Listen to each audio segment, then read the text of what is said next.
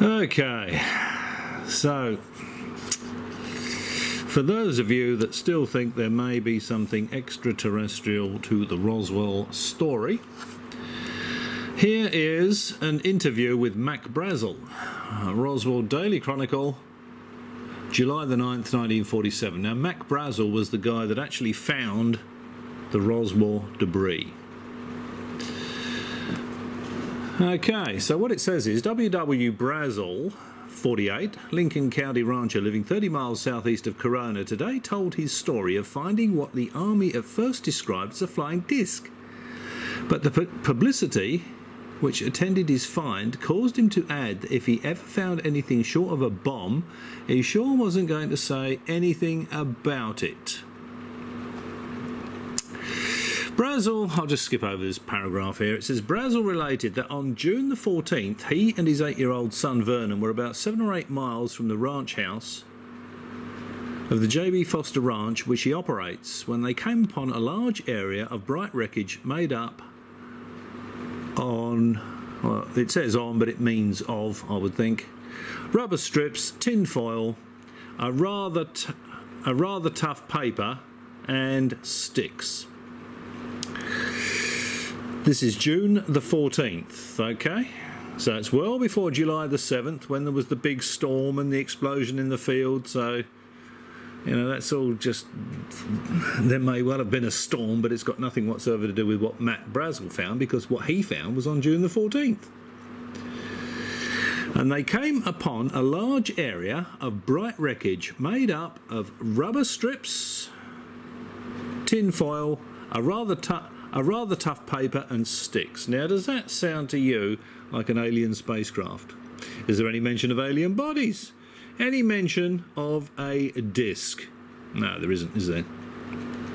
At the time, Brazel was in a hurry to get his round made, and he did not pay much attention to it, but did remark about what he had seen. And on July the 4th, he and his wife Vernon and a daughter, Betty, aged 14, went back to the spot and gathered up quite a bit of the debris.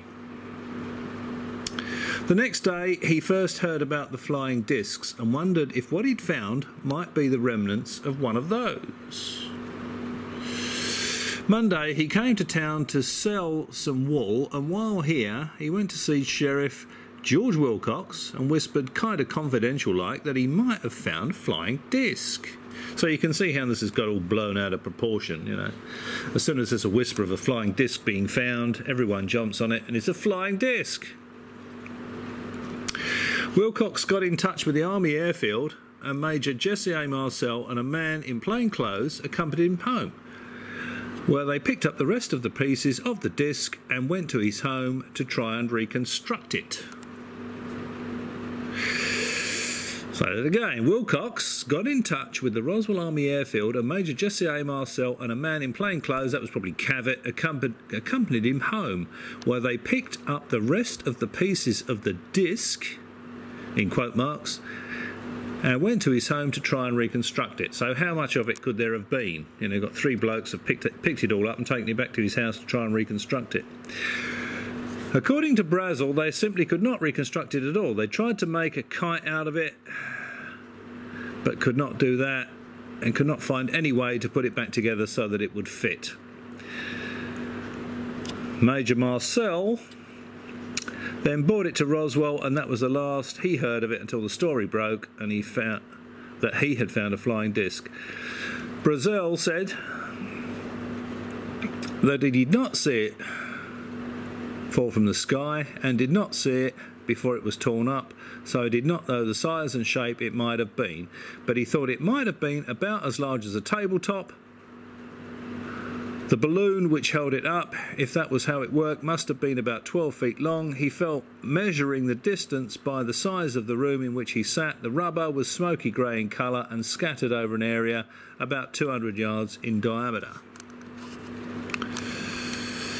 Okay, so let's just move this up a little bit. When the debris was gathered up, the tin foil, paper, tape and sticks Sounds like an interstellar spacecraft to me. Made a bundle about 3 or 4 feet long and 7 or 8 inches thick, while the rubber made a bundle about 18 or 20 inches long and about 8 inches thick. In all, he estimated the entire lot would have weighed maybe 5 pounds. That's got to be a starship, hasn't it? There was no sign of any metal in the area, which might have been used for an engine, no sign of any propellers of any kind, although at least one paper fin had been glued onto some of the tin foil. There were no words to be found anywhere on the instrument, although there were 5 letters on some of the parts. Considerable Scotch tape and some tape with flowers printed upon it had been used in the construction.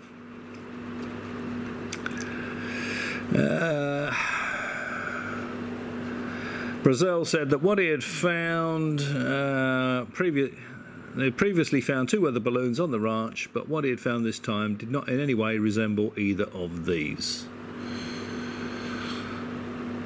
I'm sure what I found was not a weather observation balloon, but if I find anything besides a bomb, they're going to have a hard time getting me to say anything about it. So there we go. So what Mac Brazel found was bits of tin foil, balsa wood, sticks. The whole lot would have weighed about 5 pounds. He found it on June the 14th, so well before July the 7th, when all this is supposed to have happened.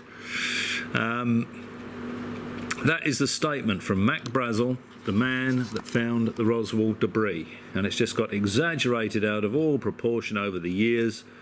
And of course, you know, no one in Roswell is going to say that it's not a flying disc or there's not aliens involved, because it's an industry in Roswell. If you go to Roswell, there's aliens everywhere. There's shops everywhere. There's a festival, you know. It's a money maker. There is nothing extraterrestrial whatsoever to do with the Roswell incident. I think it's pretty obvious it was a mogul balloon crash or something very similar to it. Certainly the description of the debris, balsa wood sticks, bits of tin foil, the whole lot would have weighed about 5 pounds. The whole lot would have fitted on a tabletop. This is no interstellar spacecraft. There's no mention of any bodies. There's no mention of a second crash site. There's no mention of discs or anything. So there we are. That's the Roswell. That's a description of the Roswell debris by the man that found it, Mac Brazel. So how on earth this Roswell story has got the legs it's got is beyond me. But I think anyone that reads that is going to kick the Roswell story into touch. And as soon as somebody says they think there's something to the Roswell story, I think it's fair to disregard anything else they may have to say on the subject of ET, alien visitation, abductions, or anything else. There you go. So not so much mumbling this time as just pointing out the statement made, reading from the statement made by Mac Brazel, the guy that found the Roswell debris. Disappointing, but nothing whatsoever to do with ET, nothing interesting. I'll catch you next time.